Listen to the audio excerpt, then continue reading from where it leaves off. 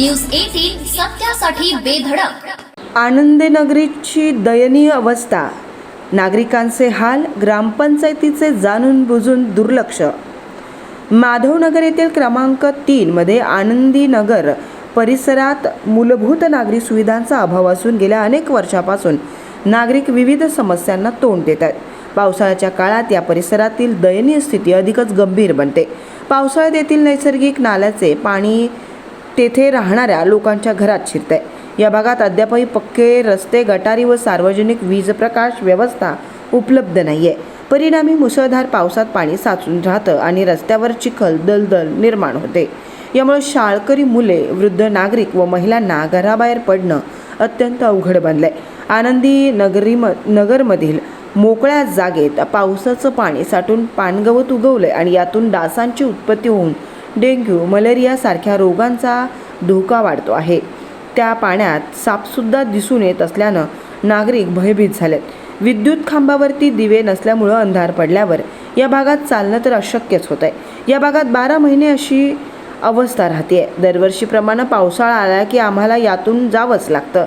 याचा कुणालाही फरक पडत नाही। आमच्या समस्या ऐकून घेणारा कोणीच नाही अशी भावना येथील नागरिकांनी व्यक्त केली आहे। येथील निवडून दिलेल्या सदस्यांचं देखील याकडे जाणून बुजून दुर्लक्ष होत आहे। स्थानिकांनी ग्रामपंचायतीकडे वारंवार तक्रारी करून सुद्धा रस्ते, गटारी व लाईटची मागणी त्यांनी केली आहे, मात्र केवळ आश्वासनं देण्यात आली असून प्रत्यक्ष कृती झालेली नाहीये। यामुळे नागरिकांमध्ये तीव्र नाराजी आहे। या भागात तातडीनं गटार बांधकाम, रस्ते सुधारणा आणि विद्युत प्रकाश व्यवस्था करावी अशी मागणी ग्रामस्थांमधून होत आहे। अशा परिस्थितीमुळे पावसाळ्यात रोगराई व अपघाताचं प्रमाण वाढण्याची शक्यता नाकारता येत नाहीये। ग्रामपंचायतीनं या गंभीर समस्यांकडे लक्ष न दिल्यास नागरिकांनी एकत्र येत तीव्र आंदोलन करण्याचा इशारा दिलाय। आम्ही सदर आनंदनगरचे रहिवासी असून मध्ये अतिवृष्टी पाऊस इतका भयानक प्रमाणात झाला की त्याचं पाणी अक्षरशः लोकांच्या घरांमध्ये घुसलेलं आहे। वस्तुस्थिती अशी आहे की आता लोकांना बाहेर येताना पाण्यातनं तारावरची कसरत करायला लागत आहे। परत येताना इथं लहान मुलं आहेत। या पाण्यामध्ये अक्षरशः सापांचं प्रमाण दिसायला लागलं आहे, येरुळे येतात, पाणी जिथं वाट दिसेल तिथं घुसायला लागलेलं आहे। जी नैसर्गिक नाला या ठिकाणी होता, त्या ठिकाणी इथले काही लोक असतील, त्यामध्ये कारखानदार असतील, अजून आपल्या सोयीनुसार प्रत्येक लोकांनी काय केलेलं आहे, जी भरून घेतलेला आहे, मुरुम टाकून घेतलेला आहे। त्यामुळे जी नैसर्गिक नाला जो आहे तो मुजवूनच गेलेला आहे।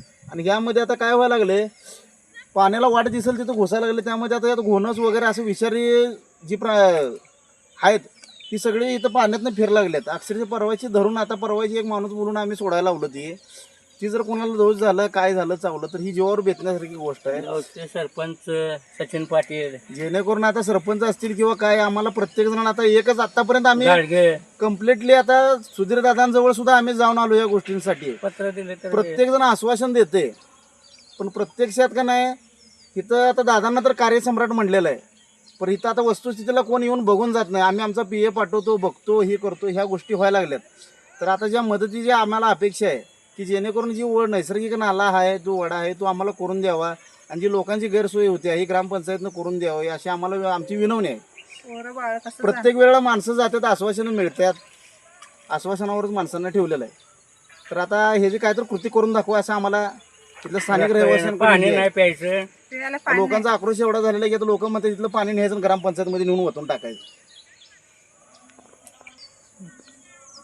पाणी नाही प्यायला तिथं। या ठिकाणचे ग्रामपंचायत सदस्य असतील, सचिन पाटील असू दे, सरपंच असू दे, मॅडम, कोरडे वगैरे जे आहे, इथले जी मेंबर आहेत ती येतात, बघून शहानिशा करून जातात। पण आता आम्हाला असं वाटायला लागले दुर्लक्ष की आमच्याकडे दुर्लक्षच करायला लागल्यात। नुसतं प्रत्यक्षात त्यांनी काय कृती करून झालं। माधवनगर ग्रामपंचायतचे जे सदस्य आमच्या वार्डचे आहेत, आम्ही त्यांच्यापाशी प्रत्येक वेळा त्यांच्या दाराला जाऊन फेटा मारतोय, तर त्याने आम्हाला प्रत्येक वेळा नुसतं आश्वासन देतात, कृती करूया म्हणतात, ही होत्यात। आता त्यांनी म्हणतात निधी आला, हे झालाय, ते झालाय, तर त्यांनी त्या गोष्टी त्या काम करून आम्हाला त्यांनी काय द्या तर तथ्य करून दाखवा अशी आमची अपेक्षा आहे।